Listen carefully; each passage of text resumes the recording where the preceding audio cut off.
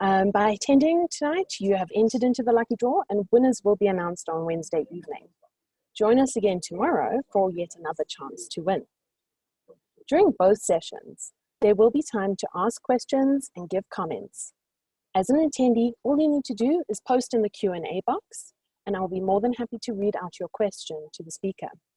If you prefer to ask the question yourself, you can click the raise hand button and I will be notified. At that point, I can unmute you, and once I have called on you, please unmute yourself and you can ask your question.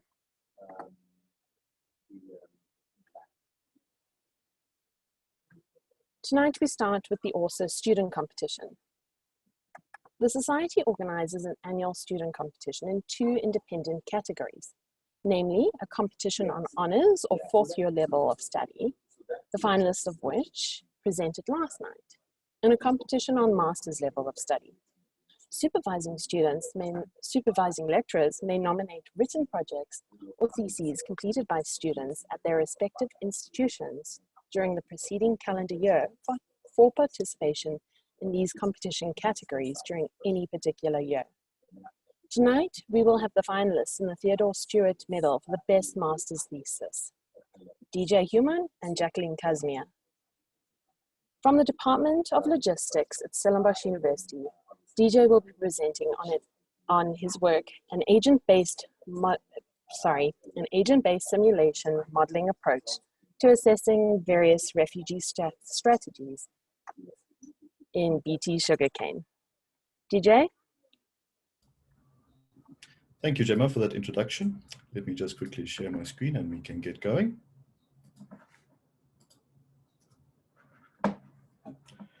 Right, everyone. Thank you for joining me today in my presentation on my master's thesis, an agent-based simulation modeling approach to assessing various refuge strategies in BT Sugarcane, presented in great support of both SASRI and Biosafety South Africa, and run through the University of Stellenbosch's Operations Research Division of the Department of Logistics.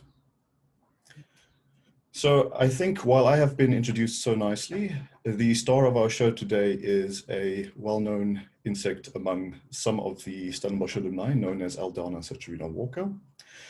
It is one of the main pests that sugarcane growers have to deal with in Africa, and in South Africa specifically. And it is a Lepidopteran stalk borer moth that occurs naturally in wetland sedges and indigenous grasses.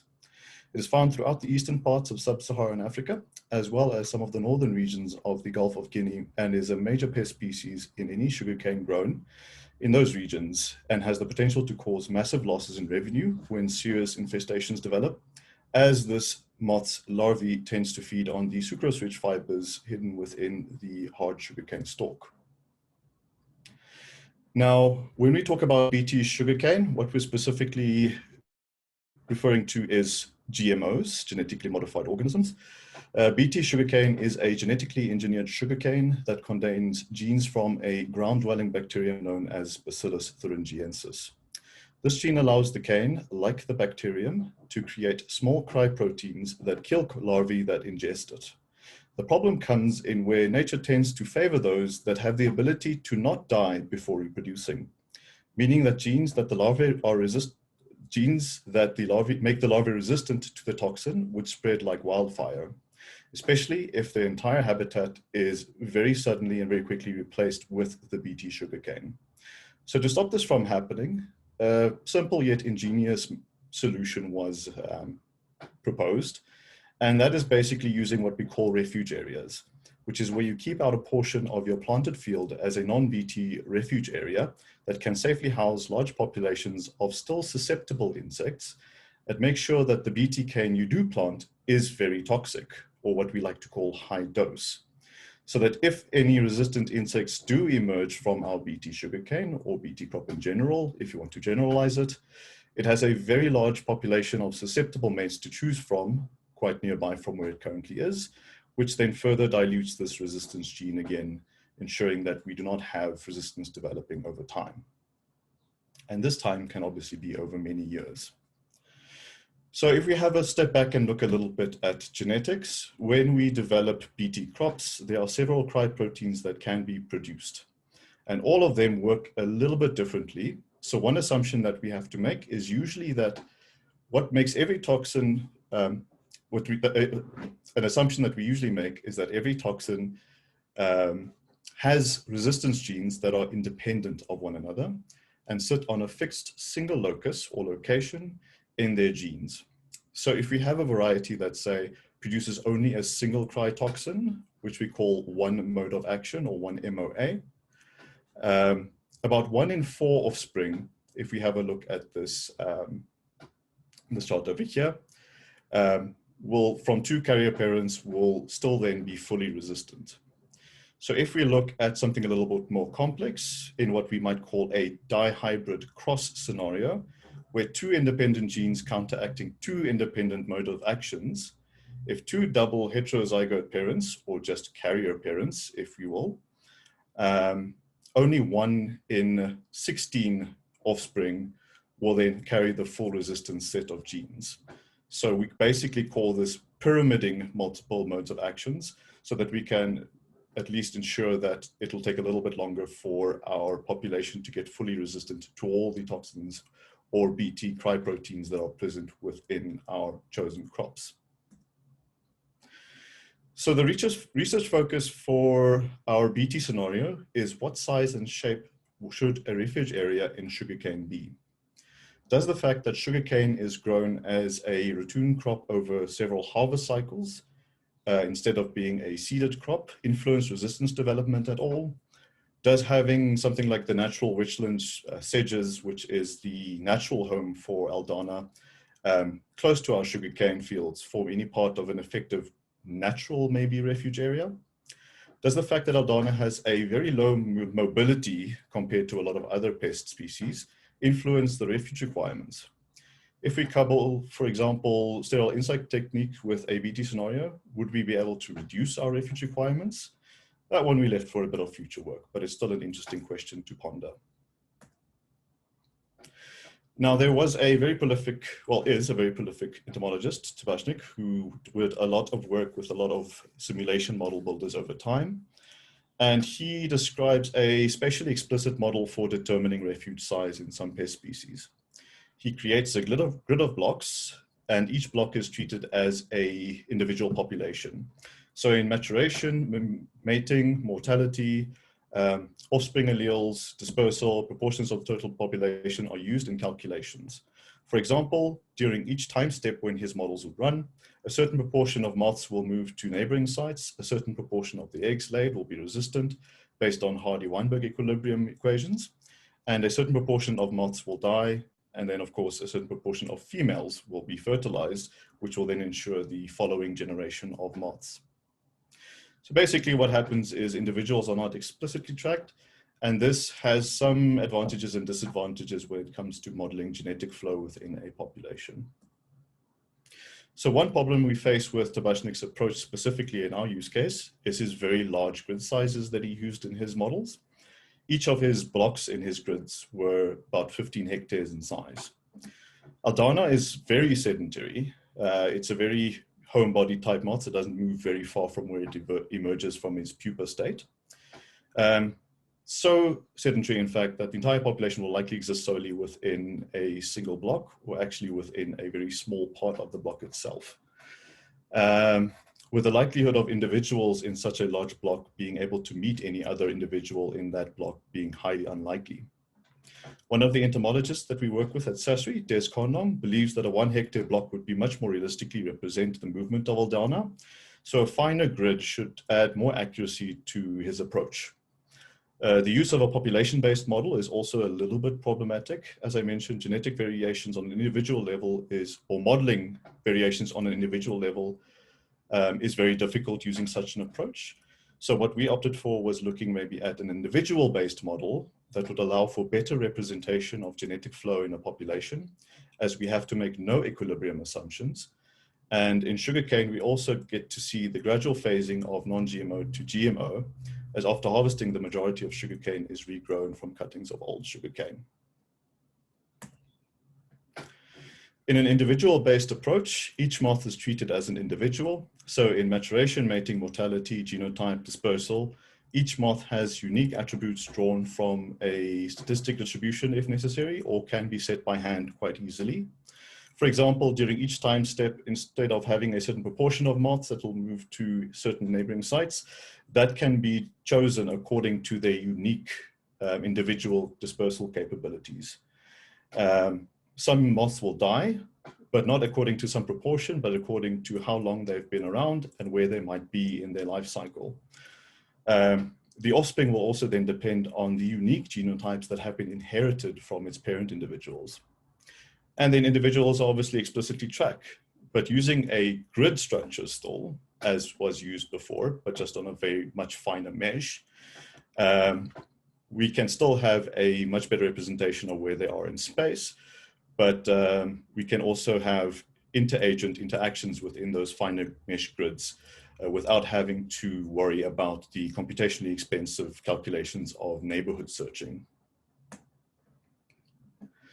Now, in the developed individual-based model, there are basically two layers of cells that I use in my grid to represent the different physical spaces. So we have, first and foremost, a ground level, which is where the sugarcane is grown. And this is hence where you will find as well all of the eggs, larvae, and pupae. Due to these life stages of the moth being very immobile, once they are assigned to a cell, specifically a batch of eggs being laid by a female, we basically assume that they will not really move from that cell. The cells themselves on the ground level are both large and small, depending on how you look at it, but they measure in at about 10 by 10 meters, which allows us to contain most of the localized behaviors of the immature life stages within those specific cells without having to worry about them crossing over boundaries. The cane canopy level is where the moths are located, specifically those that are in the process of looking for a mate. As male adult moths really only exist to mate, they will spend their entire lives in the canopy level, whereas female moths, which are willing to travel across this canopy area to find a mate, will then be able to find a mate, or become fertilized, and then will actually be able to return back into the ground level where it will move amongst the individual sugarcane stalks in order to lay its eggs under the leaf material of the sugarcane plant. This is a process that is widely considered within the experts of Aldana to be a very localized process. So it does make sense to have them again confined into the smaller ground level cells. Just as a simpler representation of how these cells lie on top of each other in a artist rendition of simulation space, you basically have a bunch of ground cells that are sitting just beneath a sky cell, which is basically the canopy that the moths can interact in. And then these two cell levels are linked to each other so that the moths can then either emerge out from the ground cells into the sky, or then the female can then actually go back from the sky cell into one of the ground cells. Now, within the confines of the time that we have for this presentation, I can't go into too much details about how exactly the simulation is put together, but I can at least put forward some of the decision processing that has to happen during each time step for the model to run, and how these different processes within the model actually interact between the two levels of cells. So for example, in our ground cell, we have a batch of eggs, which will then undergo some random mortality or mature into larvae, which can then further mature into pupae, kind of batched into the same life stage, just for simplicity's sake. And then from there, as they then emerge back into our canopy level. And then there's quite a lot of decisioning happening between the male and the female moth. And at that point, the female will then, once fertilized, want to lay eggs, and those eggs are deposited back into the ground level. So you have this constant feedback loop between the different life stages within the model. So in terms of some of our core assumptions that we made while running a lot of our simulations, so we have a total field size of about 25 hectares. That's about a quarter of your average commercial sugarcane farm. We have ground cell grid that is 50 by 50 cells. So they're about 10 by 10 meters each, as I've mentioned. We assume that the cane express two cryotoxins, so two modes of action, and the genes for resistance are completely recessive, with both alleles required to gain resistance to any of the two modes of actions. Sugarcane is on a 2-year harvest cycle, as ambient temperatures in the area can determine whether or not sugarcane is harvested on a 1 or 2-year cycle. This is something that can be changed. And we also assume that there's between 0.1 and 1% individuals that are already fully resistant to both MOAs, and 4 times the fully resistant population has resistance to one of the MOAs. These are what we would call the heterozygotes. For simplicity, we assume that the mating fitness for resistant and non-resistant individuals are the same, except for susceptible individuals that manage to survive on the toxic cane, for which we assume non-competitiveness. Refuge areas are spread out in equidistant strips at least for our sensitivity analyses, which allows for better mingling of our resistant and susceptible insects. The toxin has the following efficacy. We're looking at about a 99.75% mortality rate for wholly susceptible insects and 95% mortality for larvae that are resistant to one mode of action. The one very key assumption here, one that has actually kept me lying awake at night a little bit sometimes, was that this is a closed system. So the boundary conditions on the edges of our simulated space is a reflective boundary, meaning that no other individuals can either leave or enter the system. Now, these assumptions fed directly into our sensitivity analysis. This is something that we obviously need to do before we run into our actual result simulations. The results of which were presented to our subject matter experts at SASRI as a face validation stage. A lot of the decisions on our parameters were made specifically to be on a little bit more of the extreme size side, specifically looking at starting population sizes and how many resistant insects there already are. This was just to make sure that we can force some results to happen and make sure that the model behaves as expected and as we expected it to do. Unfortunately for our system that we're trying to simulate, very little data is available about what a lot of our parameters had to be to begin with. So we were very reliant on our subject matter expertise fed back to actually vet the performance of our model. Now, if we have a look at some of the things that came out of our sensitivity analysis, as I mentioned before, it was kind of set up in such a way to force certain results. But if we have a look at these early results, we found that there were a lot of trends that we expected from literature, and these reflected strongly in our results. Things such as a lower starting resistant population, more mobile adult agents, so basically moths that fly further to look for mates, and harvesting slightly sooner all had a positive impact on curbing our resistance development. On the contrary, a higher starting resistant population, more stationary adults, and the resistance gene being dominant, it didn't bode well for curbing resistance. Most of the results were very much expected, but it was interesting to note that their movement propensity, or basically the dispersal rate, had a significant impact on the results. Of course, in this scenario, it is Aldana itself that is the ugly, as it is generally a face that only a mother could love. If we have a look at some of our core results that came out of the thesis, we presented it in 3 case studies, specifically looking at refuge size, shape, and method of introduction. So if we have a look at size, the results were pretty much as expected. More is better, but you may end up with a large proportion of healthy moths causing a lot of damage to a very large proportion of the field that you were planning on harvesting. In terms of shape, it got a little bit more interesting, and these 3 highlighted over here actually gave us the most consistently good results. The only thing there is that there are design choices in how the model is built, specifically looking at the boundary conditions that could have influenced these results. And while these results are interesting and have been logged as such, I did place less weight on them towards the end of the study. So from the size and shape case studies that we had, we can infer that it is very likely that size matters. And from at least the scenarios that I tested, large and contiguous refuge areas tended to perform better in our simulations, with the actual shape being secondary to that. But what really drove a lot of the results was our movement parameter, or our dispersal rate effectively, as this nearly negated any impact of refuge shape if the agents were more likely to move around a lot, but became rather more influential if the agents were homebodies and stuck too close to where they emerged.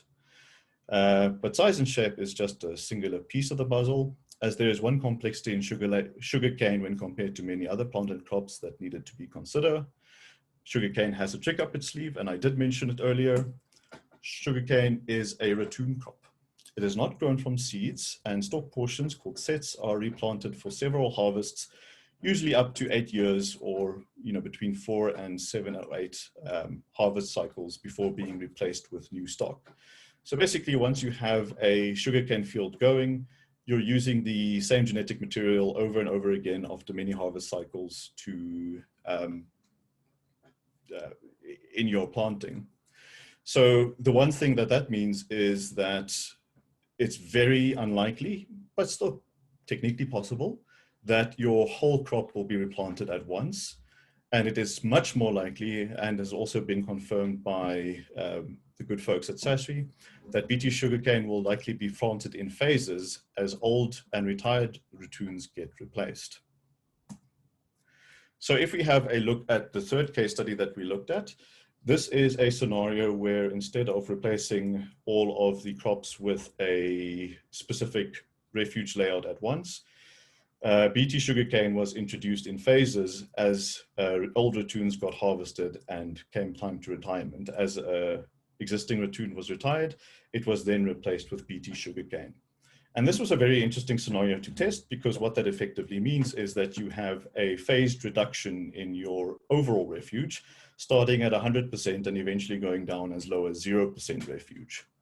And funnily enough, it was these scenarios specifically where actually no final refuge was planted that yielded the best results overall. We can see here in our scenario 1, where no refuge was laid out as the BT was introduced, that the entire population, given that this is a closed system, just something to remember, died out. All Aldana died out. Whereas the 20% refuge scenario, for example, still maintained a very small but significant population of insects, healthy insects going forward. All of these results were summarized in an additional output that summarizes the results in a short and graphical manner. Part of the output is condensed in an infographic that lists the key takeaways of the results obtained. And this one is specifically geared towards a non-technical but possibly more agriculturally aware audience, and serves as a very small, simplistic, easy to understand, I would say, decision support tool.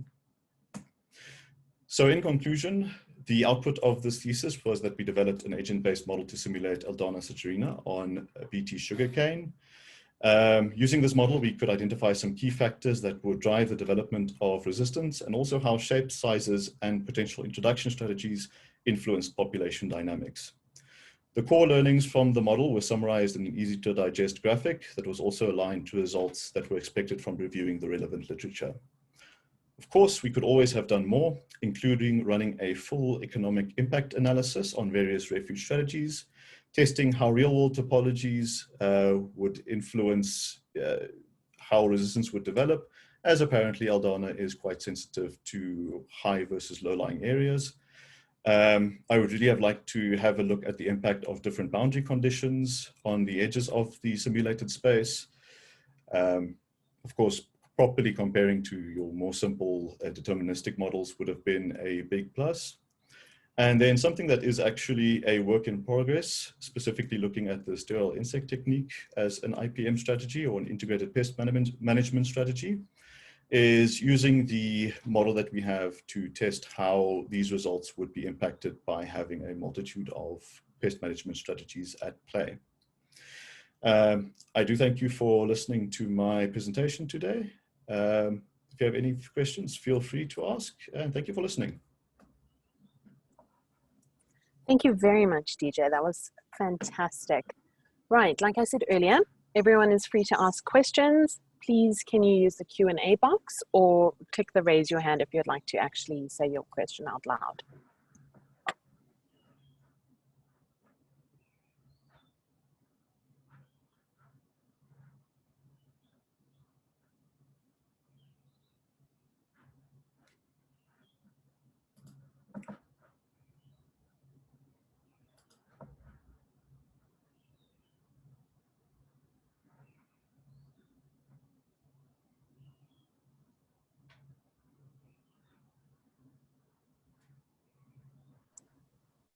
DJ, I think all your questions, everyone's questions were answered in your presentation. That's great. Right. Thank you, Gemma. Thank you so much. Have a good evening, and I hope you're staying around for the rest of tonight. Thank you. Okay, so we're going to move on to our next presenter. From the Department of Industrial Engineering at Stellenbosch University, we have Jacqueline Lynn, who will be presenting a framework for evaluating unstructured text data using sentiment analysis. Thanks, Gemma.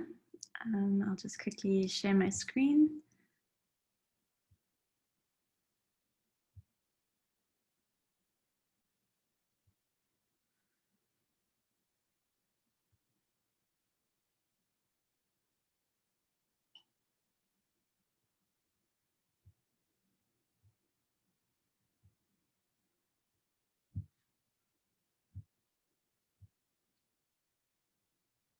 Is this displaying correctly for everyone?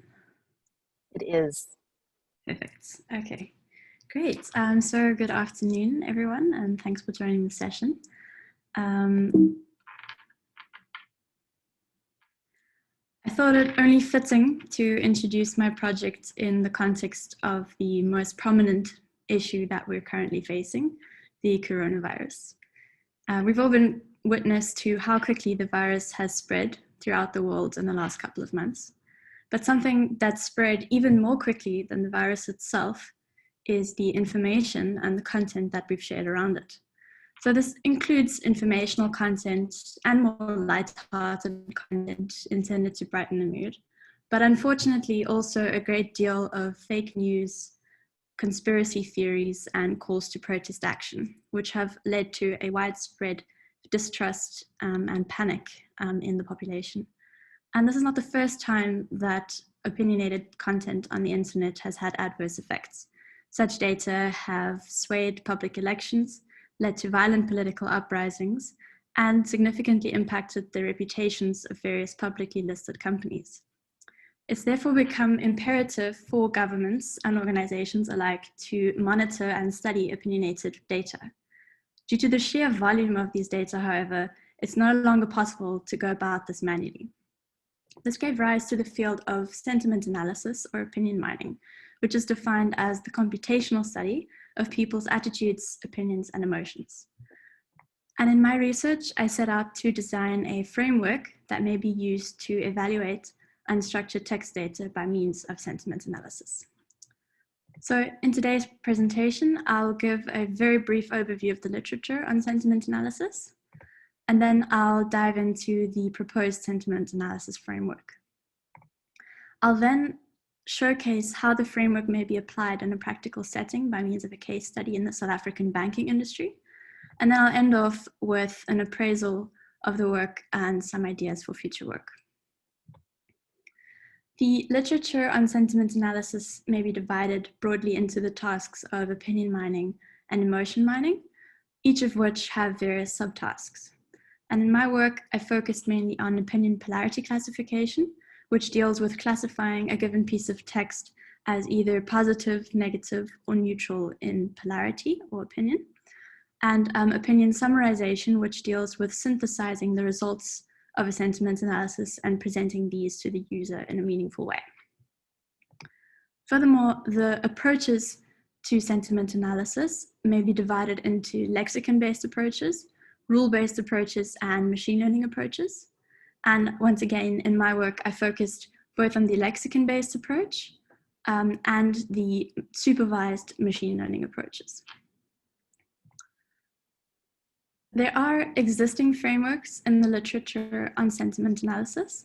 However, these have significant drawbacks, including the fact that these frameworks typically deploy only a single model that's specific to a particular domain. Secondly, that these frameworks don't account for the entire model selection process, that is, conjointly considering the features which are used to represent the text, the algorithms used to model sentiment, as well as the parameters of these algorithms. And finally, many of these frameworks lack flexibility in the way that the results of these analyses may be analyzed. And so in response to these shortcomings, I developed the ECHO framework, which stands for evaluating a corpus characterized by opinion-bearing language, where a corpus is simply a collection of text documents. This framework sets itself apart from those in the literature in that it's generic in nature, and that it facilitates the development of custom models rather than deploying a single and specific model.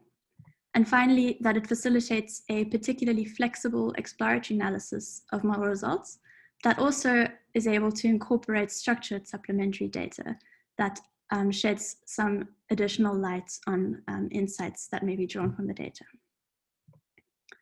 So in order to ensure the generic nature of the framework, it was set in a generic data science paradigm. And this paradigm comprises a graphical user interface, a database, and a central functional component. Raw data flow in from the user via the graphical user interface, and these data are first processed by several modules in the processing component. These are responsible for data cleaning and data transformation, for example, of text into machine-readable vectors. The processed data are then fed to modules in the modeling component, and these modules are responsible for developing and evaluating models, for example, of sentiment in text.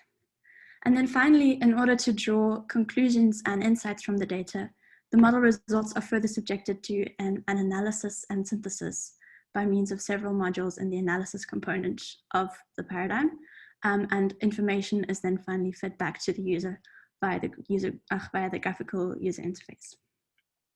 And the ECHO framework itself is a populated version of this generic data science paradigm, where each of the components was populated with modules specific to the sentiment analysis problem. But rather than going through each of the components in detail, I will dive straight into the case study and rather showcase how the framework may be practically applied. And I hope that by means of this process, it'll become evident what the general procedure in the framework is. So to give some background on the case study, it was conducted in partnership with a South African retail bank. And this bank sent out, or routinely sends out, a survey to its customers, asking them to rate the bank on a scale between 1 and 3, where 1 is the best possible rating and 3 is the worst possible rating.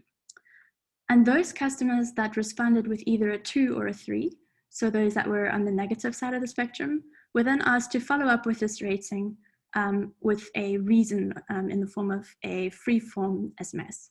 And so these are the data that we were working with, comprised of over 10,000 SMSs. So due to the way in which the data were collected, there was a strong bias towards the negative class. There was also poor spelling and grammatical structure exhibited in the data, as well as a mixture of 4 different languages.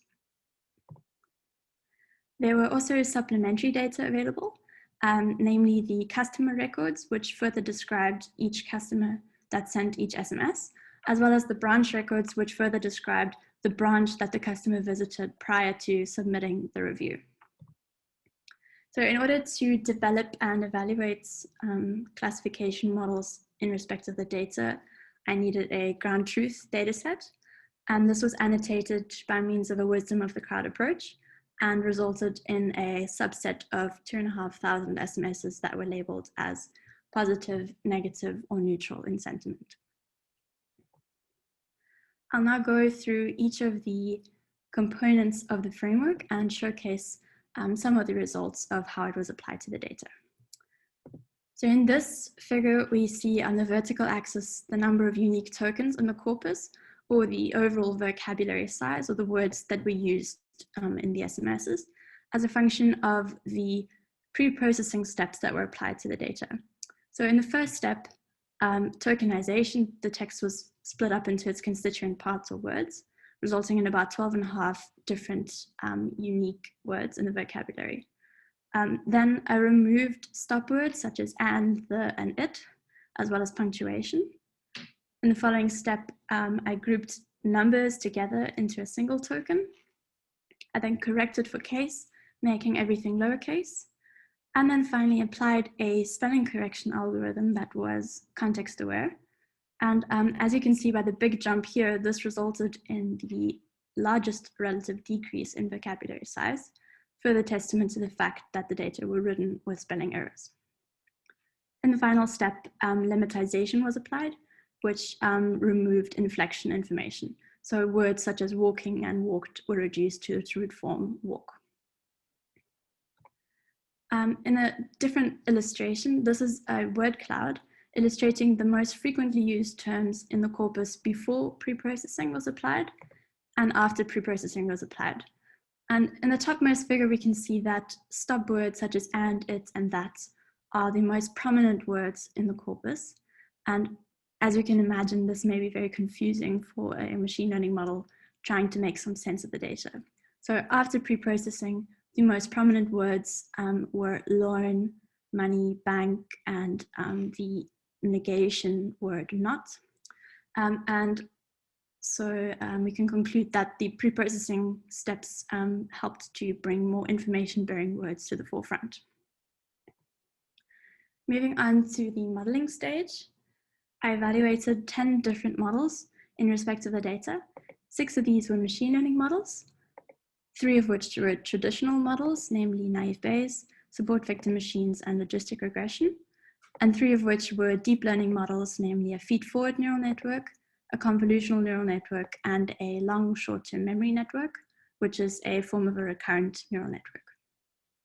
I compared these machine learning models with 4 lexicon-based models from the literature, each of which were already pre-trained.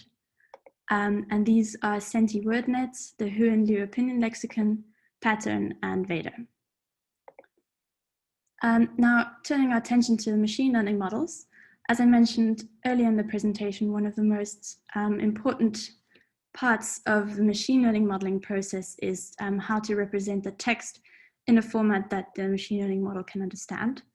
And for this, I use 2 different types of models to represent the text. The first is a bag of words model, where each word is represented as an index in a vocabulary. And various variations of this model were used, making use of term presence, term frequency, and the TF-IDF weighting, which is simply a weighted term frequency. I also considered various n-gram ranges, so looking at only single words or unigrams,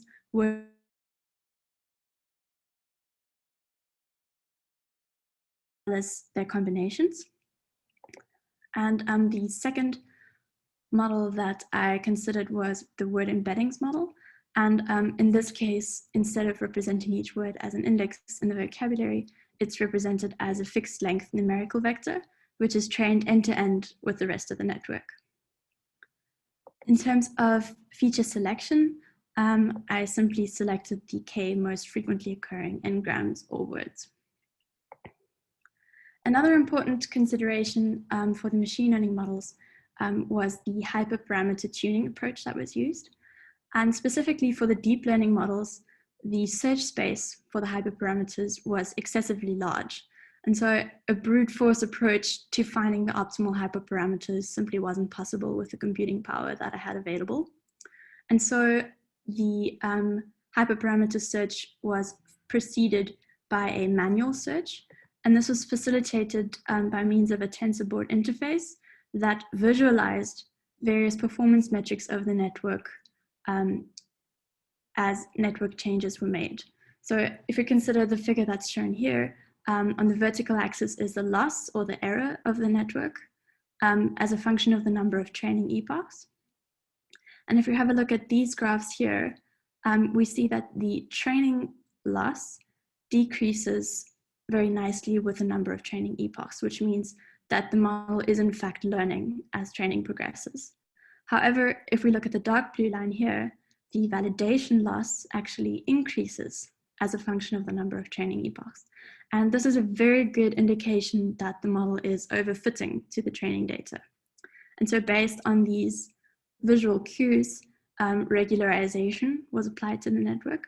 And this resulted in the training and validation loss curves shown at the higher end of the figure. And as we can see here, both the training and validation loss decrease with the number of training epochs, which means that the network is now learning a lot better and at a more generalizable level. So in a similar manner, the remaining hyperparameters for each of the deep learning networks were narrowed down to a smaller range, and subsequently a grid search was applied in order to find the optimal or good values for the remaining hyperparameters. These are the results achieved in respect of the test set of each of the algorithms that were examined, which you can see on the horizontal axis. And on the vertical axis here, we have the accuracy in respect of the test set. And for each algorithm, a box plot is shown, which indicates the performance over 10 experimental runs. So examining this figure, we see a very clear trend that the machine learning models in the top left-hand corner of the figure significantly outperform the pre-trained lexicon-based models at the bottom right-hand side of the figure.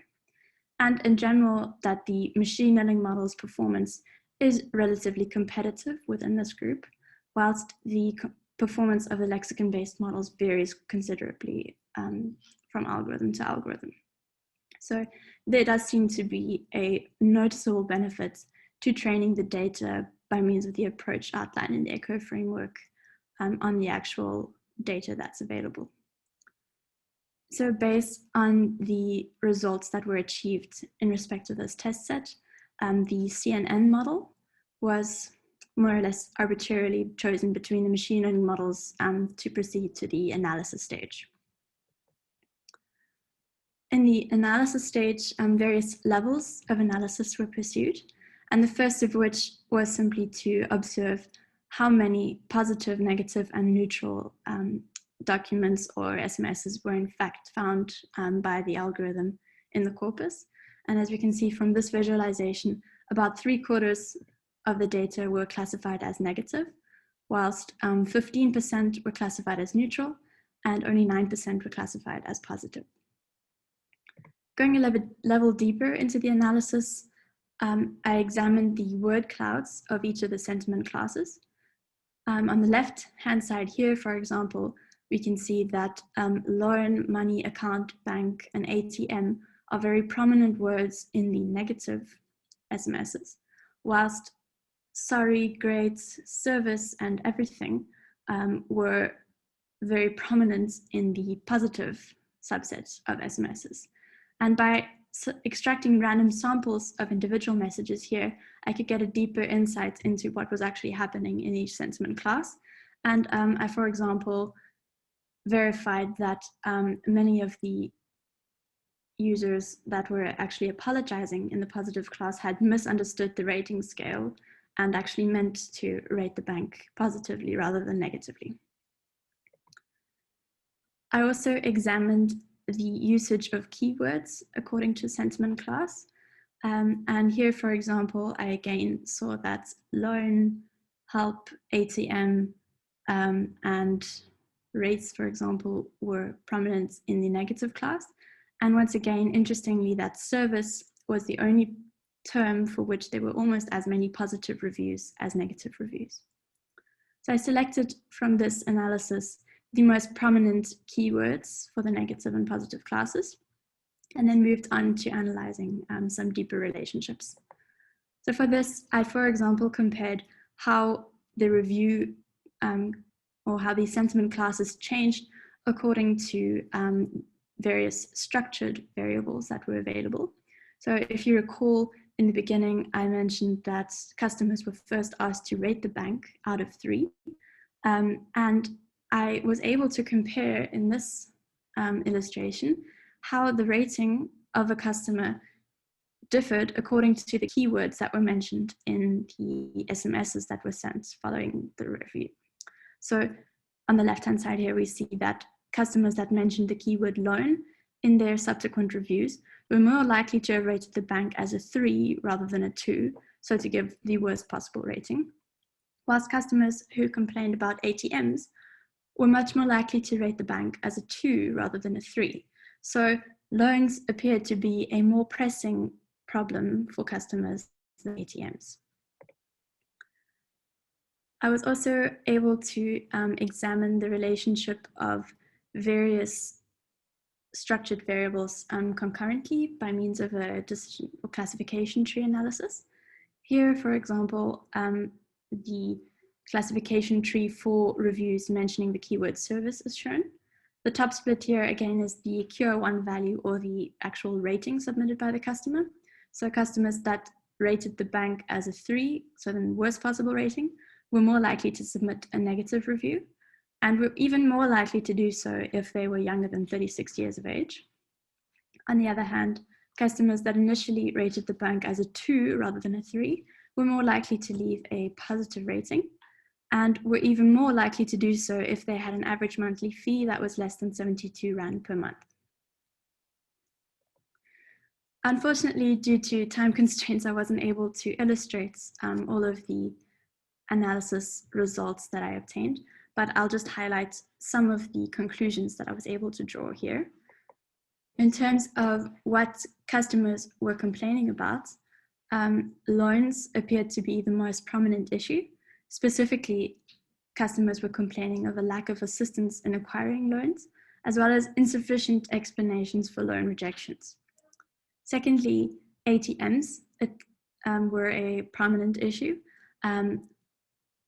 specifically in the respect that customers found that there were too few ATM machines, or that these were slow or faulty.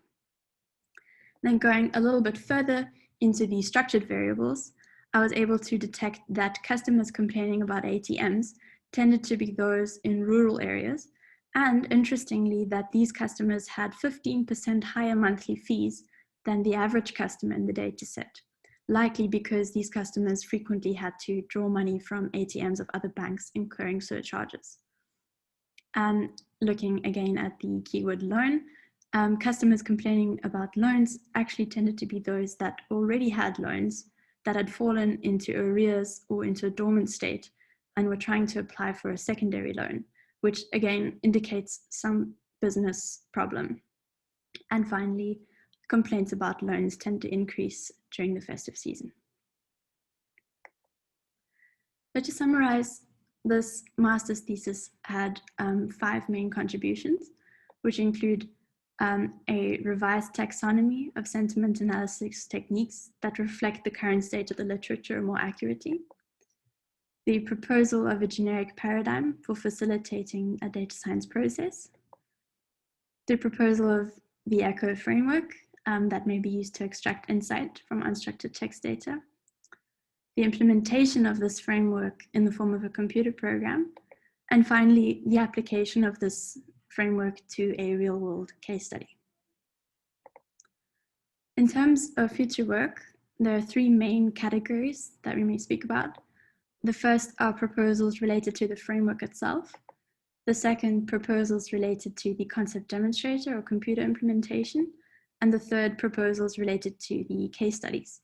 I just want to highlight 3 proposals that I find particularly interesting.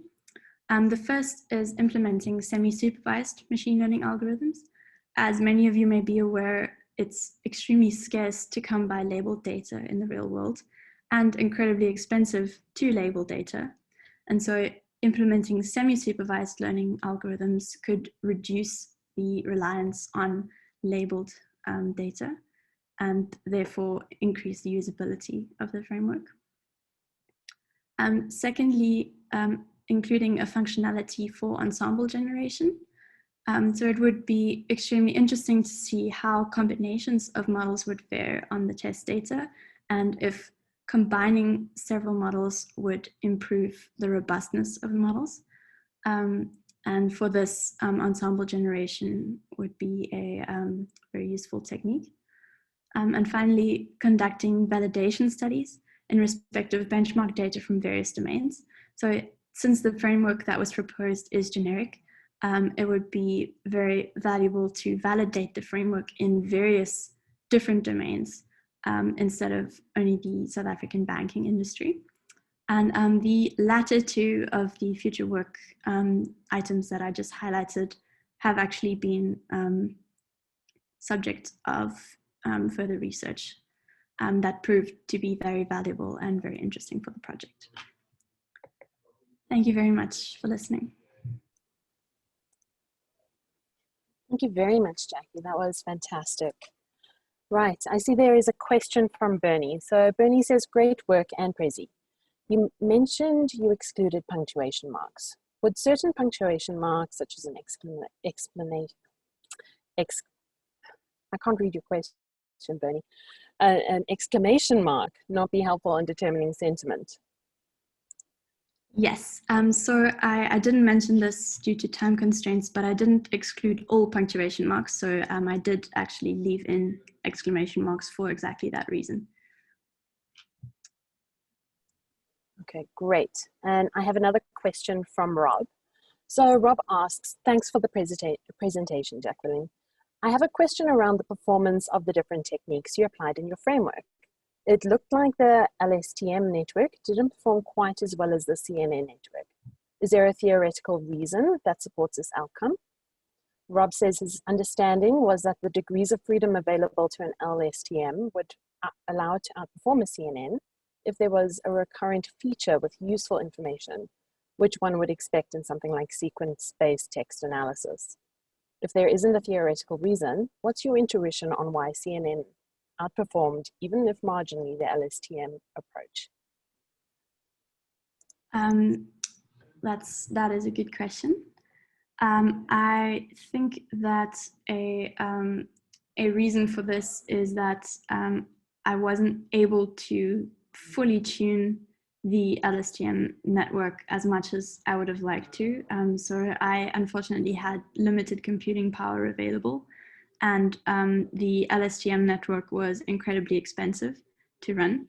And so I think if I would have perhaps been able to run a larger number of hyperparameters, I may have improved the performance. But I think an even greater reason was that I only had 2,500 data points available, and training the LSTM network may have required a lot more data in order to generate superior performance.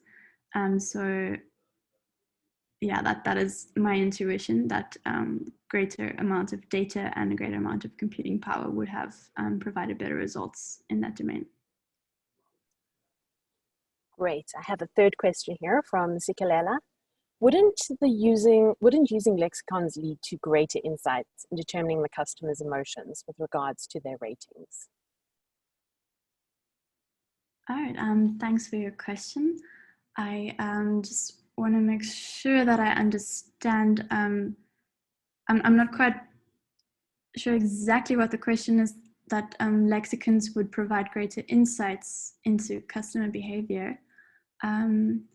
I'm not sure if that would be the case.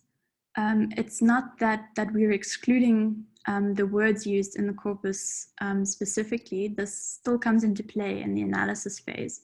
So in the analysis stage, we're performing keyword analysis, topic analysis, and those realm of analysis techniques. So we are still considering the actual text and the actual keywords that were frequently used by users in the corpus. So I'm not sure if that would be the case. Please let me know if I misunderstood your question. But that would be my answer as far as my understanding goes. Okay, Sikalela, please jump in the chat, or Sikalela says they're happy. Great. I also have a question myself. So you mentioned that there were 4 languages within all this, the data you received. Yes. How did you handle the non-English languages? So I actually did not handle them directly. So of course, this was a disadvantage for the lexicon-based models. But as it turns out, the proportion of non-English text was very limited in the corpus itself. And as to handling the text in the machine learning domain, I don't believe it's strictly necessary to separate out different languages or try to translate between languages, because as long as we're seeing enough training examples of a specific language type, it should be able to recognize this in at testing time. So it was a limitation of this work that we didn't have enough examples of the different languages.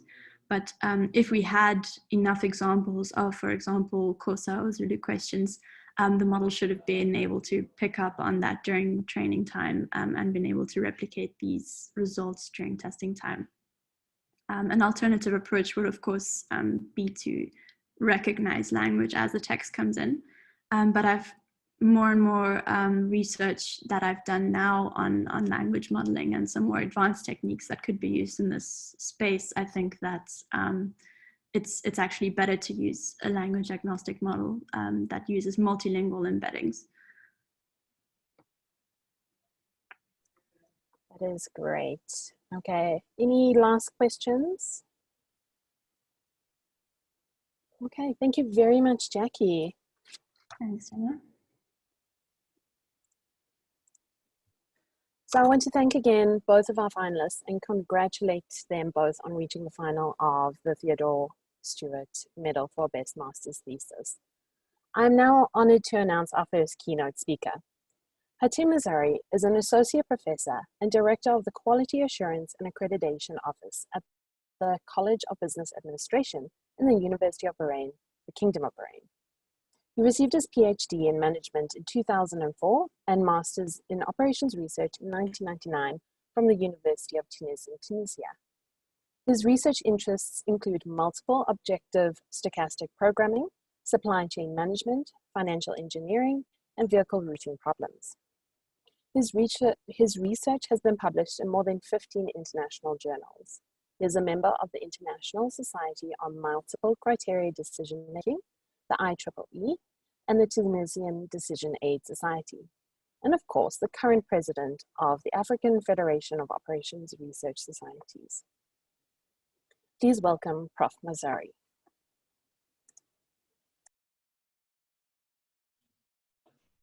Hi. Yeah. Thank you. Are you hearing me?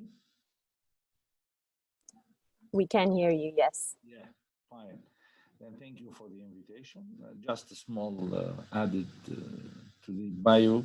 I'm now the dean of the college, and we are starting good efforts in order to create some link between the Middle East, where I am now, and Africa. We are strong, we believe on Africa, and I think that there is a recorded presentation. Okay, we can start with the record presentation first. Yes, David Clark has that, and he'll be playing that now. All right, then let's go for the record presentation, then I will be happy to answer all questions.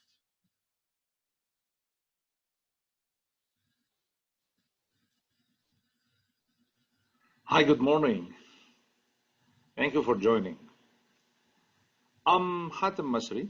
I'm the president of the African Federation of Operation Research Societies, AFROS, and I'm also the member of the Tunisian Operation Research Society. Currently, I'm the dean of the College of Business Administration at the University of Bahrain. Thank you for joining. This presentation is about AFROS, which is the African Federation of Operation Research Societies, and also it's about the operational research in Africa.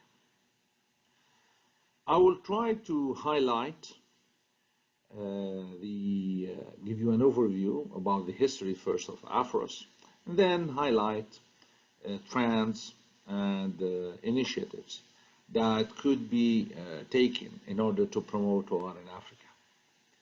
Thank you again for joining, and I hope that you will enjoy the presentation. Let's start first with a bit history about AFROS. As I said, when we started the idea of AFROS, there was in mind to create a federation of the current operational research societies that are in Africa. The OR societies, ORSSA, one of the leading societies of OR in Africa and in the world, is member of Euro, which is the European Federation OR society. Then the idea was to build an equivalent to Euro informs across all these regional society that belongs to a continent. And when it started in 2016, it was registered in South Africa as a non-profit organization that aims to promote operational research in Africa.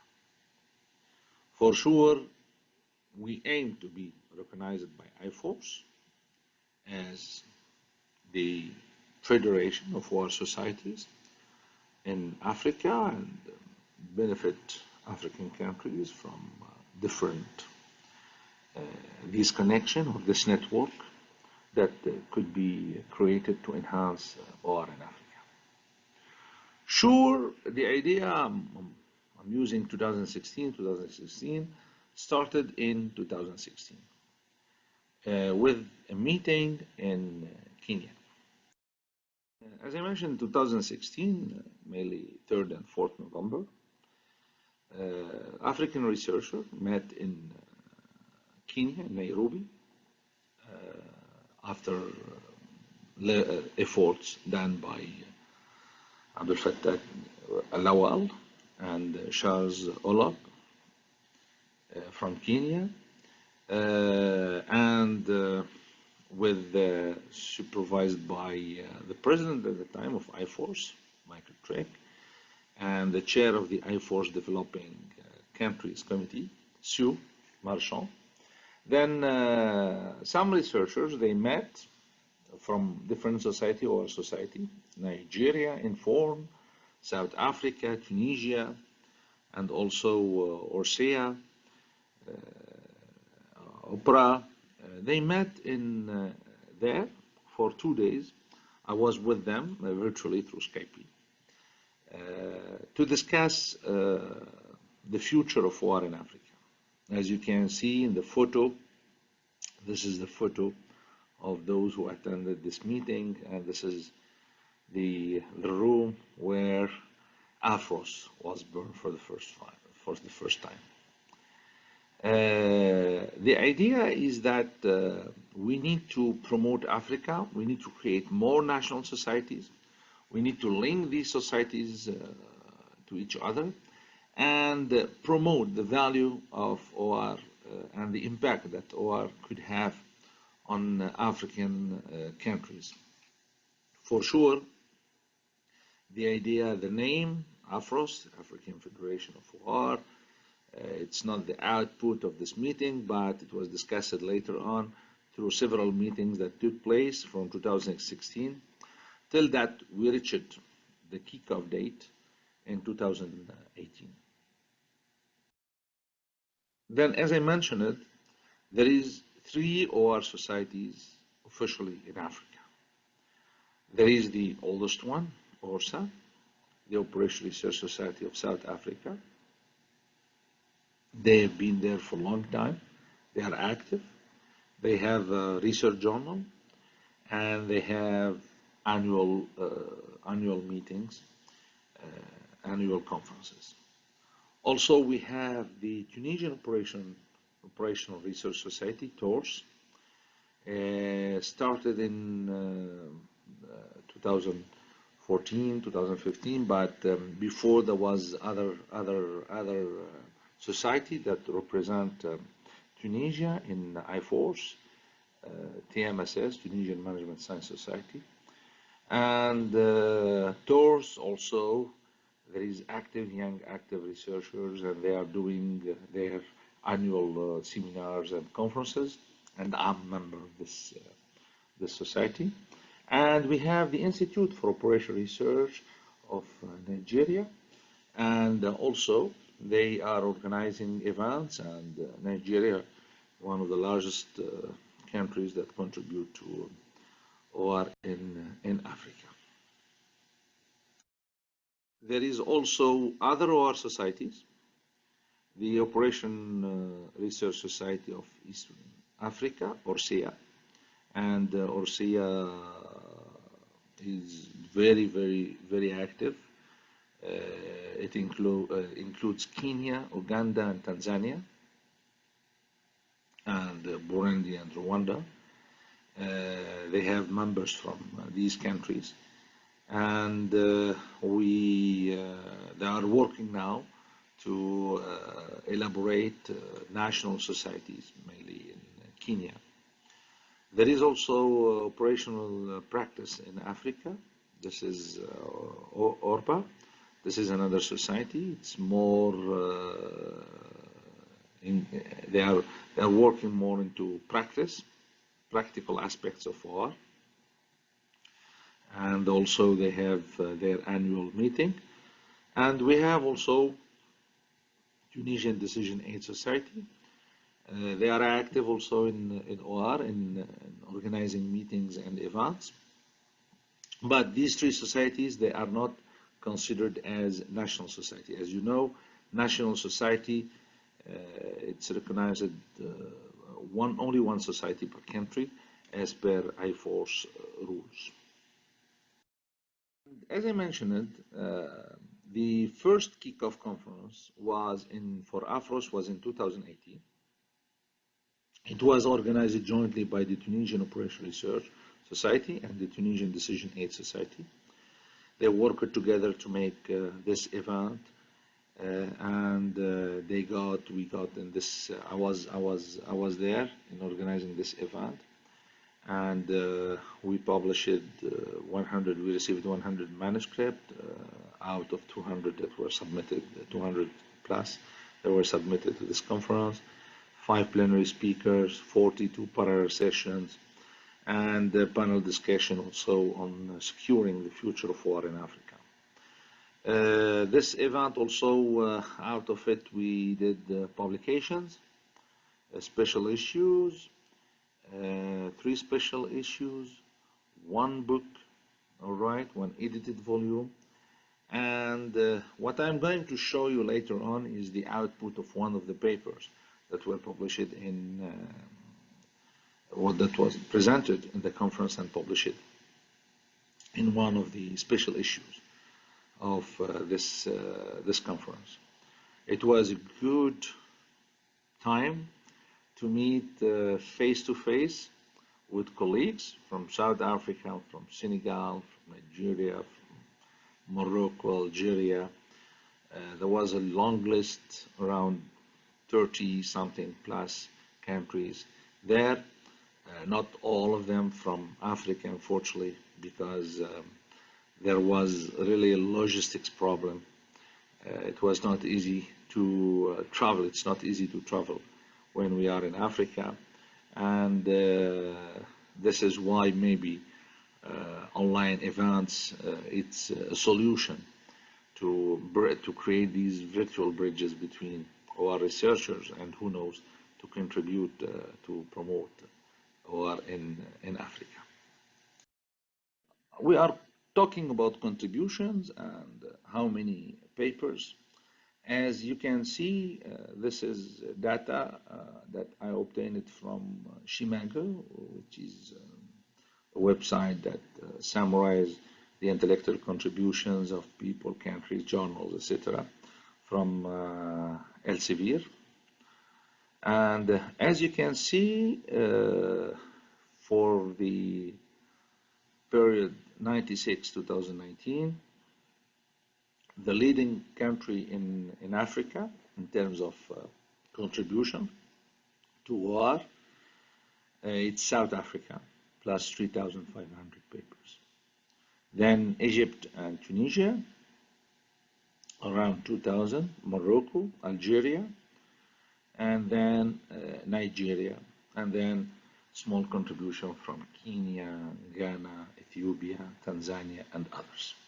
As you can see, the major part of activities or OR, publications, research paper in OR are coming from North and South Africa.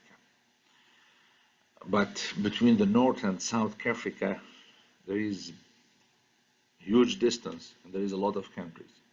And these countries, there is several initiatives that we need to support, that we need to link. And I think that the good idea is to link the North to the South.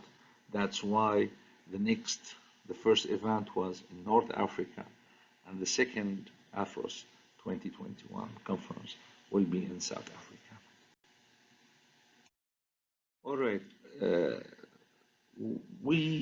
Among the journals where African researchers, they publish their papers, we try to enumerate the journals based on research works indexed in Web of Science for the period 90 to 2018.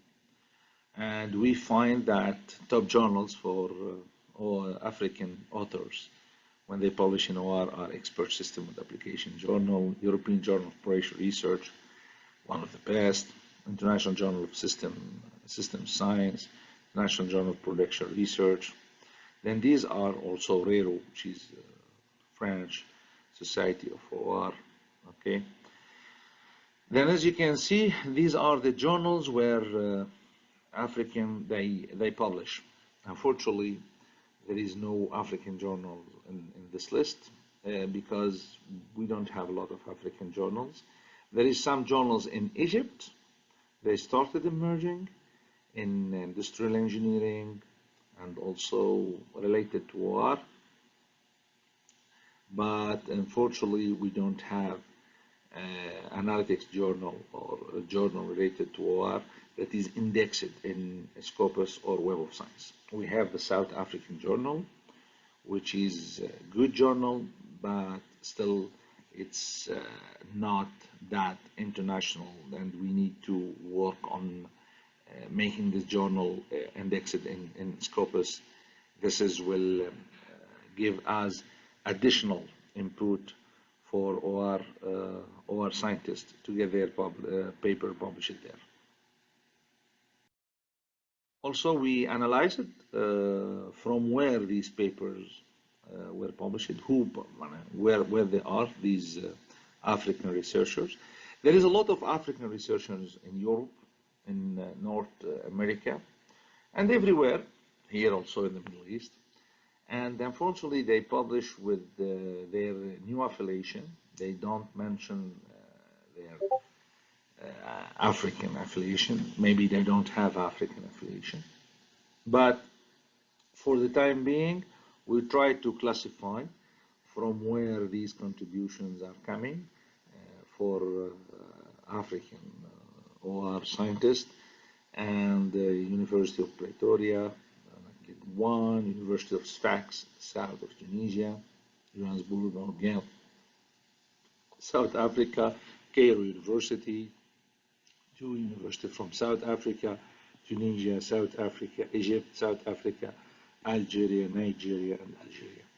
As you can see, there is a lot of potential, as I mentioned, in the North and South Africa, and I think that it's a good plan to link these universities or the research structures that are in this university, whether it's research units, group, laboratory, labs, etc. We need to link them together in order to enhance or to engage more scientists, African scientists and researchers in OR-related topics. All right, here is somehow the main contributors according to the data, again, of papers indexed in Web of Science from 90 to 2018. All right, I can see some names that I know, Muhammad Haweri, Shabshub, these are from Tunisia, Fouad also.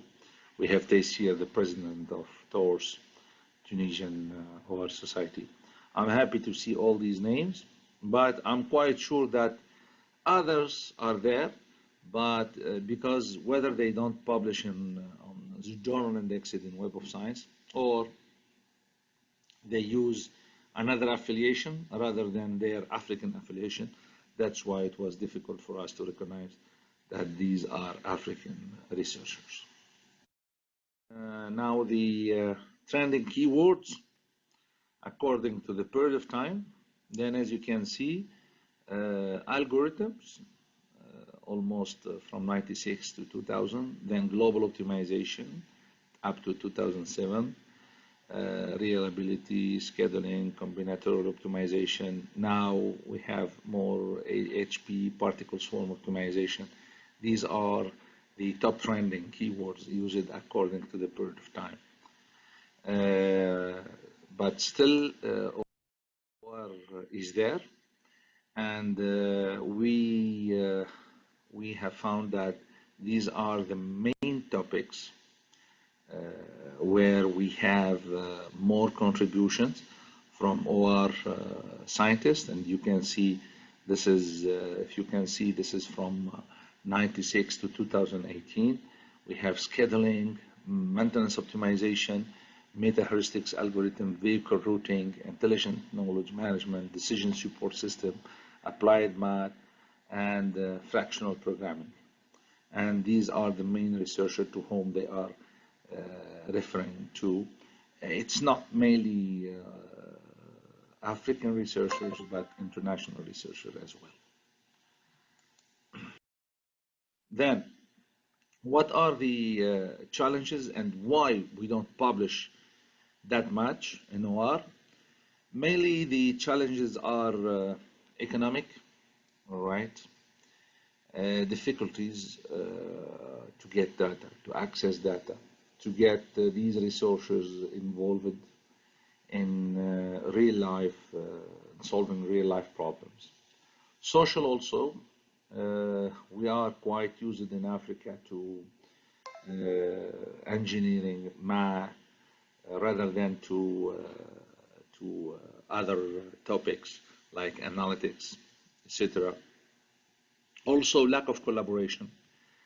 When people, they come back from their studies, for example, from US or from Europe, they go back to their home country and they cut all the contacts. They don't have contacts. They try to create a local community, but this local community will not survive for a long time. It will depend on the efforts of that person. That's why collaboration is very, very, very important and could enhance the OR activities or the OR publication in Africa.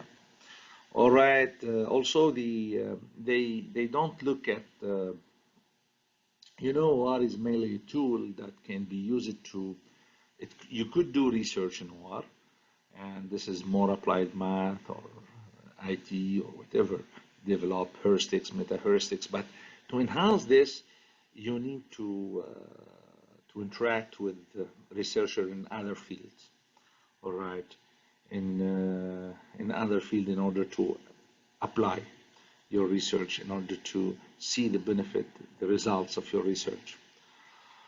Also, ethics and integrity. This is also a huge challenge that we need to solve, and also sustainability. As I said, that there is initiatives done by people, but these structures, they are not sustainable. It will depend on people. Whatever we are doing is the output of one person. Then we are looking for more sustainable structure that could drive the OR research in Africa. Finally, diversity and inclusivity. I think that also this should be one of the challenges that we have in Africa. We have challenges, but we have opportunities. As you can see here in this graph, Asia, they don't have a lot of young people or under 20 population. In Africa, the under 20 population is increasing. It's decreasing everywhere. It's increasing in Africa, and this is a great potential that we will be having more students in universities, more researchers in university, young researchers. And I think that one of the opportunities that we have is this online access to education and research.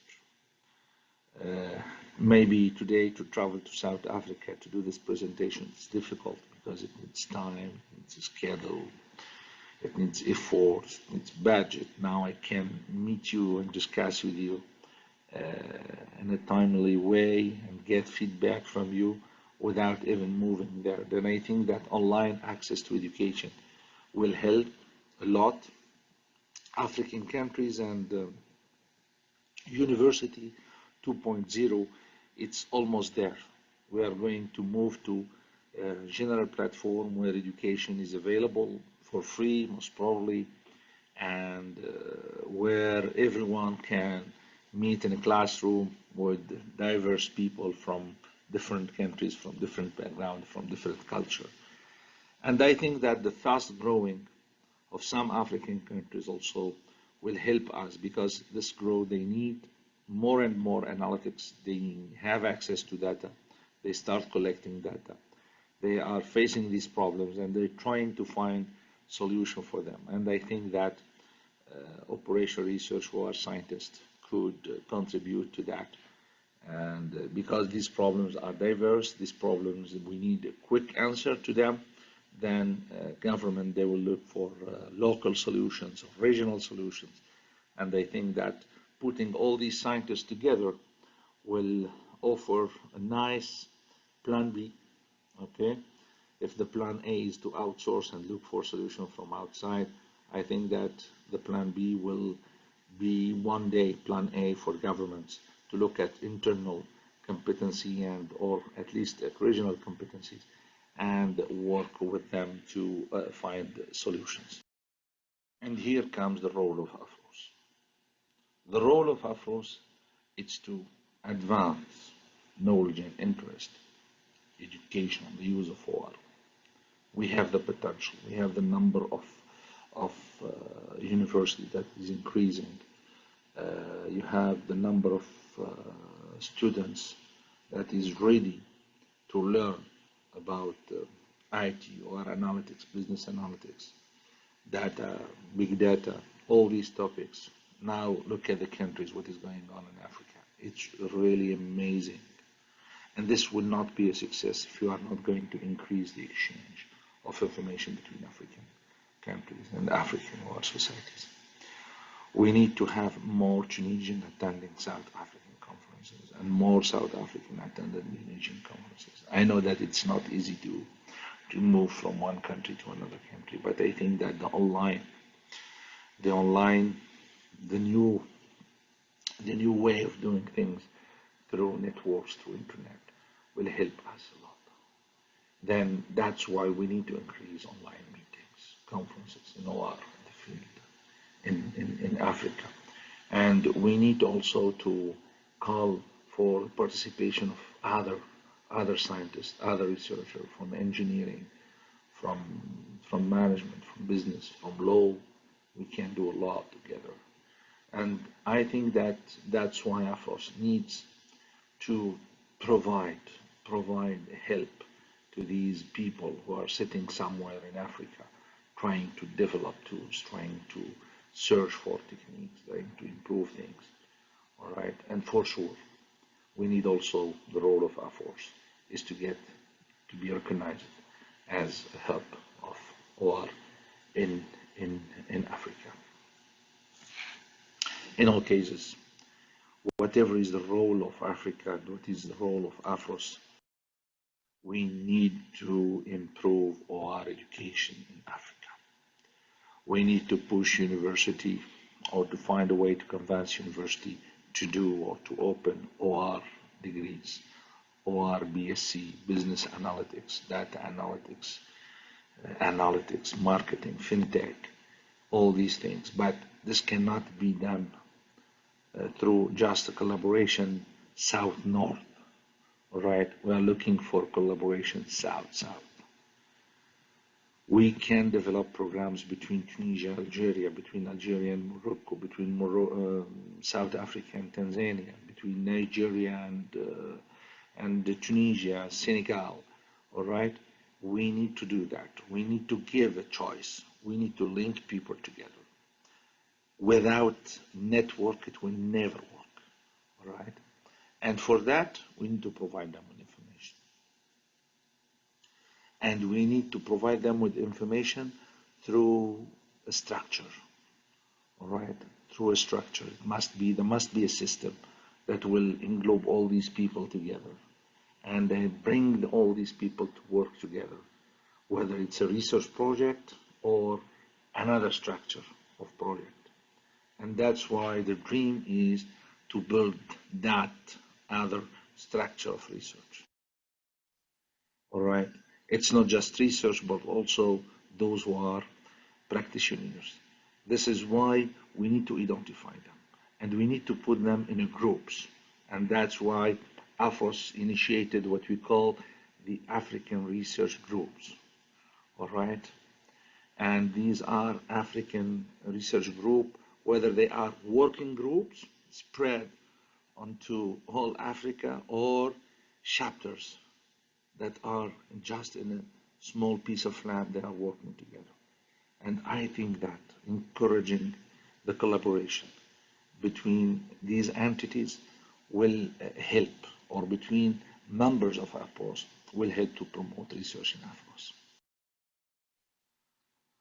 OR events is a key, and that's why we are pushing to get our our events each 3 years, and next time in 2021 will be in South Africa.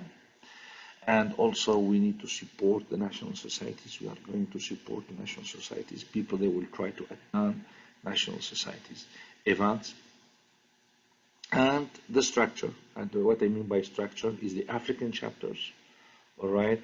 And as I mentioned, the African working groups.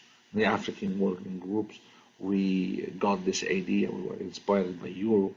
There is European working groups, then we will do African working groups, and we will try to link African to European, or African to informs the American, and we will try to link these people together. And as I mentioned it, without network it will not work. Africa will be branded. We will try to brand, we will try to promote national society. We will try to organize online summer schools. We will aim to create a newsletter, sponsor academic journals, and increase the number of virtual meetings. One of the events that we are going to create soon, it's an initiative, what we call 1 minute OR for Africa, where scientists, they will record themselves for 1 minute to talk about one of their initiatives or one of their achievements in terms of OR, applied OR to Africa to solve the problem in Africa. And we will display this into broadcasting channels through social media, and they hope that this will be of great benefit for Africa. Then welcome to join AFROS. Further details about African working groups and African chapters are available on the website of the society. I will be happy to receive and to read your emails. In all cases, AFROS should have an impact. We must be sustainable. We are working on a new strategy that will try to align whatever initiatives we are doing with the UN Sustainable Development Goals. Thank you very much for attending this session. Thank you for ORSSA for the invitation. I wish you all the best, and I hope that you will join this initiative of OR in Africa. Thank you very much.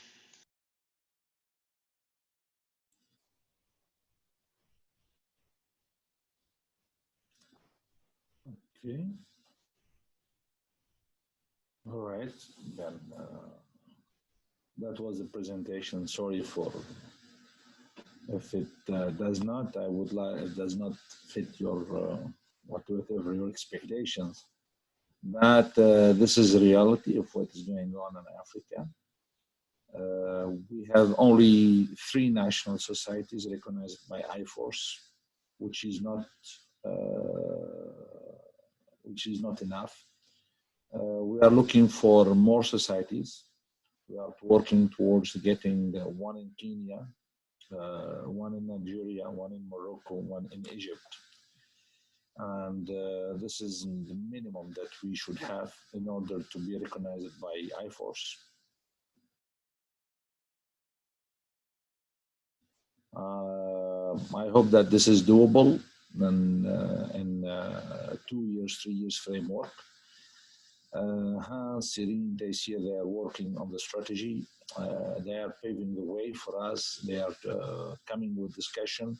For sure, the strategy will come to ORSSA, will come to Informed, will come to TORS. And it will be discussed, and we are going to circulate this strategy among our scientists in Africa and even outside Africa.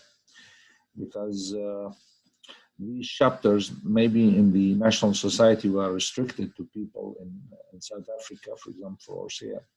We have a lot of African around the world, and we can get benefit out of them.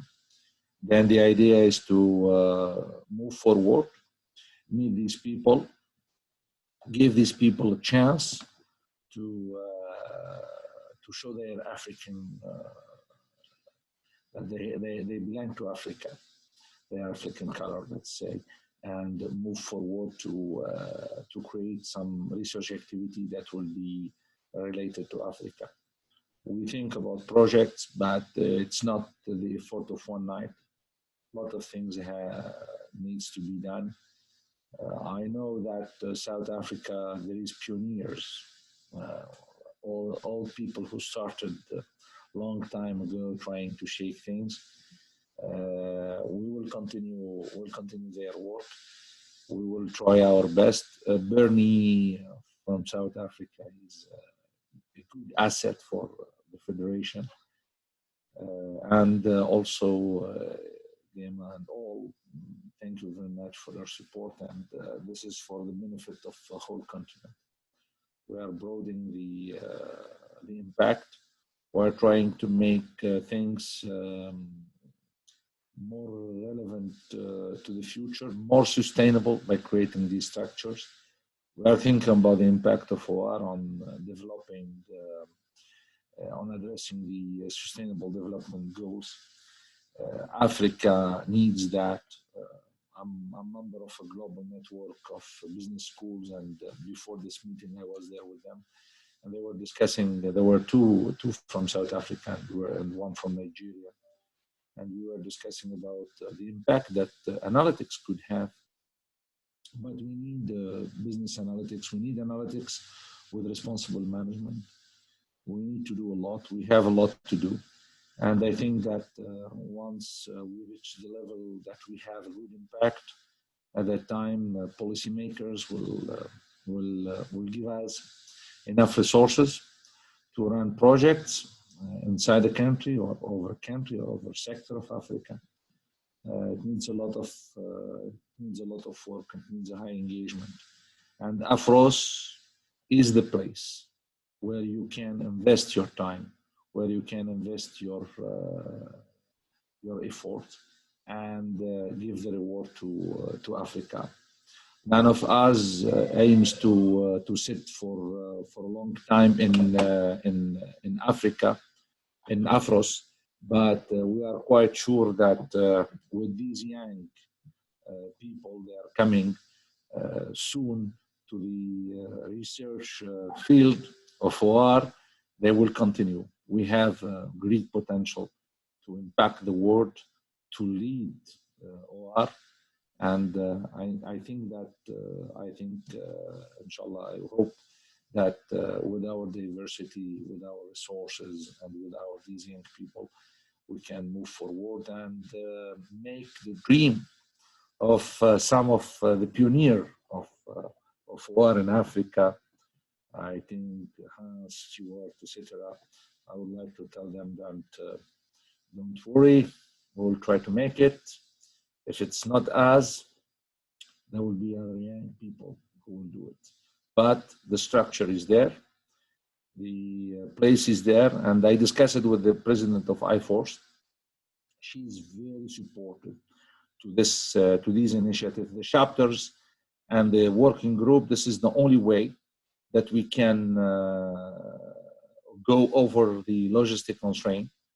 I give you an example. for example, to go from East Algeria to West Algeria, it's 2 hours fly, and maybe you cannot find a plane for that.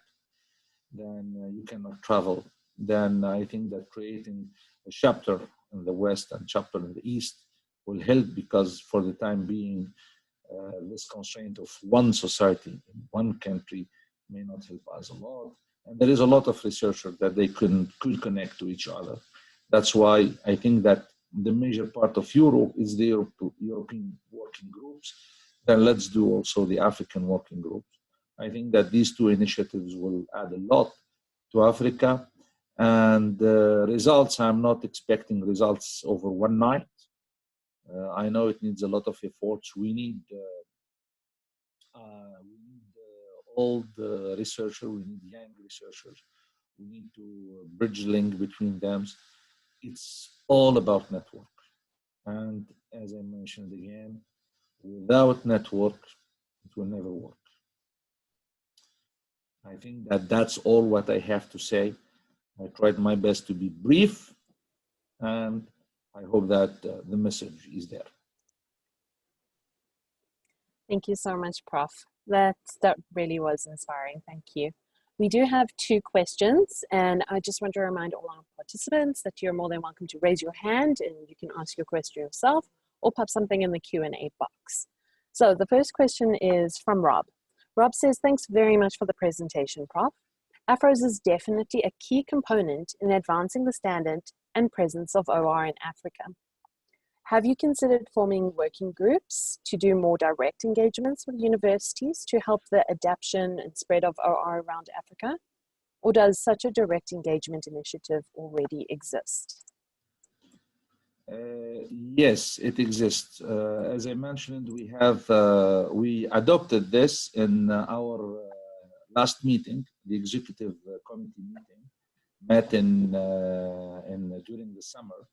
And we circulated before a draft, and it's there on the website of Afro Society. Then you can go there and find details, and you can email me. I will be happy to. I will be happy that I share my email, and you can email me. We believe that this working groups will make a big deal.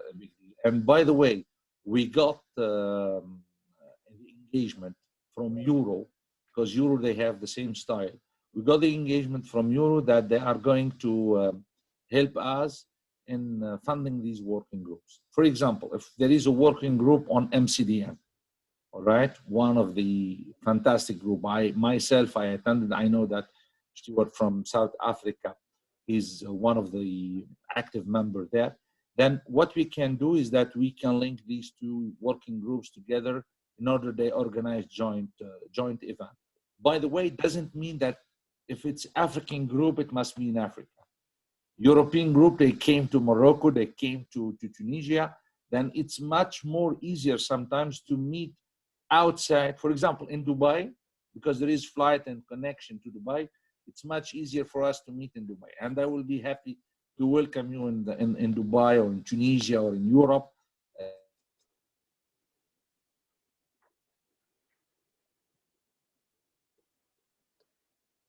I think we may be having some... Our research together, and this is the key point of making an impact. Okay, great. I also have a question or a statement from David Clark. He says, thanks for a great overview, Prof. How has the current pandemic affected their plans of Afros, and have there been lessons learned on how to collaborate during this period that can be carried forward into the future? Good. This is a good question. The impact was positive. I give you an example. In 2008, when we organized the conference, we got a lot of problems. Airplanes, visa problems, transfer problems. You know that someone from Algeria, she's next to Tunisia, all right, got to travel to France and reach Tunisia, which is non-common sense, but that's reality. Then what happened with this COVID-19? COVID-19 offered us the way that without taking an airplane, without booking an hotel, I can't meet you today. And I can't tell you about the story of Afros. This was not possible before. I have to get vacation from my work. I have to arrange things with my family, and I have to travel to South Africa. I love to travel to South Africa. And I hope that next time in 2021, I will be in South Africa. But this way, it's much more faster. And I think that all people now, the benefit is that all people, they are getting used to using technology. It was not possible before. Now, the next step is taking benefit of this wind to go forward in the right direction to connect people.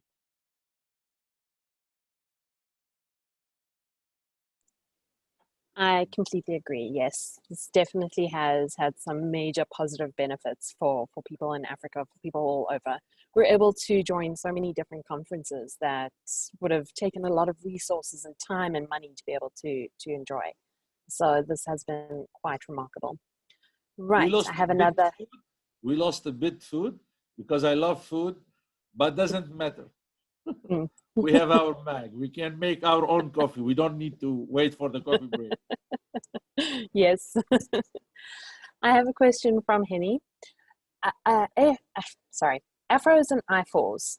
The relation with the African Union, with their areas like ECOWAS, SADC, that can assist with overlapping groups versus Afro's chapters. Malali, Timbuktu has some historical significance in Afrikaans even, as a center of learning. We got a discussion with not African Union, but I got a discussion with AEEE Africa.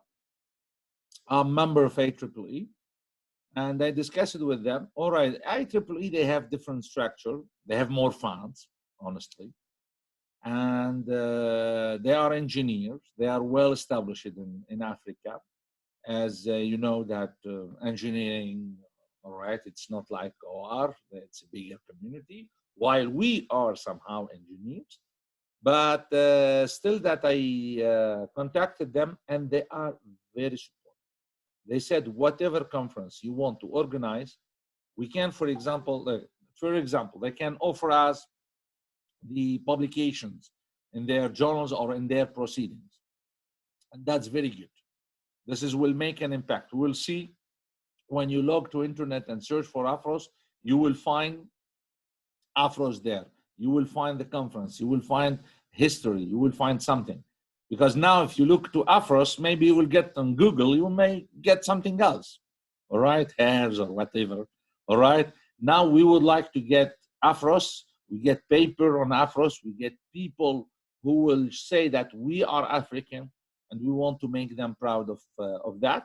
Then we will do that. We have I know that African Union. I did an exchange of emails with one of the chair of one of the committee, and he was asking about what kind of support you are looking for. I said that the only support that you are looking for is that connect us to as much universities in Africa as possible. We would like to tell them about the story of building business analytics degree, master degree, BSc degree, linking IT to business to make an impact, to learn this new generation, how they can use these tools in order that they can make a better future for them. Things are moving on. We have some impact, but you know, when it comes to building societies in Africa, it touches politics. Because in some countries, society means political party. All right. Then what we did, let's go for chapters. Let's opt for the same idea of AEEE that works fine. Chapters, they are not political. You don't need a permission. Just you send an email, you make your team, you get your affiliation, and you will be guaranteed to get an African chapter where you are. And we can have more than one chapters in one country.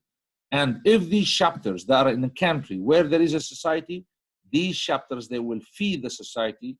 If one of them, they become a society or there is a society, these chapters will definitely feed the society.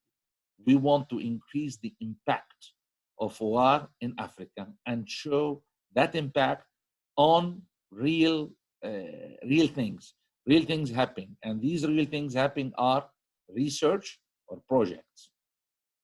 That's all.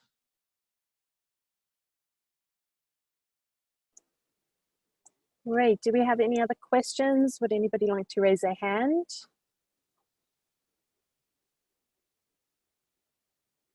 If you don't raise your hand, I will start my dinner. We did get something from Henny. Henny says the IEEE chapters are well established. Thanks. Great that visibility on Google. Politics I understand, and a great presentation. Thank you. Thank you. I have one last question from myself. So you mentioned that there are 3 OR societies within Africa and that you are wanting to increase that to 6. Have the countries in which you want to open up OR societies been identified? If so, what resources are needed? What is needed to help them get off the ground? What they need first is that they need to know the rules, and we need to guide them. Then what we did the template of the structure that they should have. We are giving them details and support in terms of establishing this structure that will be accepted and validated by IFORS. And Kenya, they started. The process needs at least 2 years to get the approval from IFORS. Then it's not, as I mentioned, it's not a story of one, it cannot be done overnight. We are going to help them in organizing their events and getting people to their events and connecting them with others. Usually, I started with Kenya because Kenya, they have ORSSA, which is a well-established society, and I think that Kenya will come soon.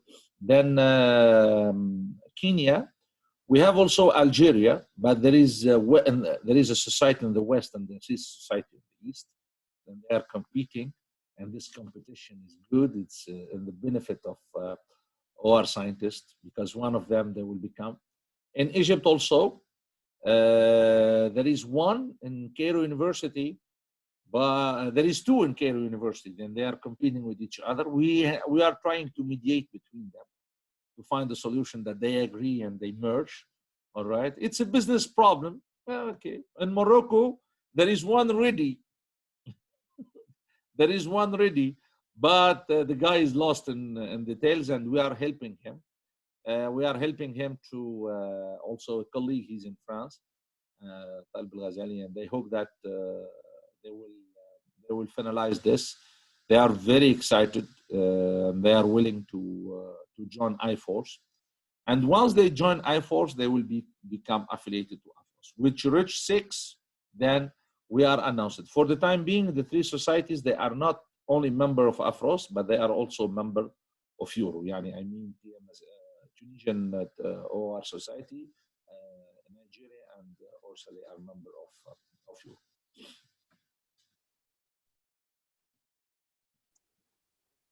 Thank you. We have a comment from Isbeth. She says, thanks for an interesting presentation and discussion, Prof. Looking forward to welcoming you in South Africa in 2021. And I have to agree with that as well. Hopefully for all of us, we will all be in South Africa in 2021 for next year's conference.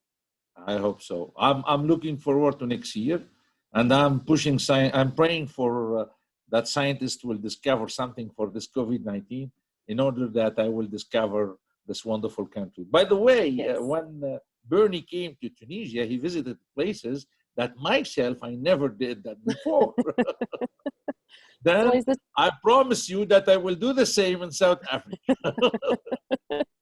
Yeah, you never go to the tourist places when you're around. And you're just like, I'll do it next weekend. I find that as well. Yeah. Great. Thank you so much for joining us. It was an absolute honor to have you. I hope you'll be joining us again tomorrow night for our other 2 keynote speakers. And that, I think, is just about a wrap for tonight. Of course, like I said, we have Closing the Gap, which is Prof Mawala's new book. We have signed copies. We'll be giving away to one of our one of our participants tonight and again tomorrow night. So please make sure you join us for that.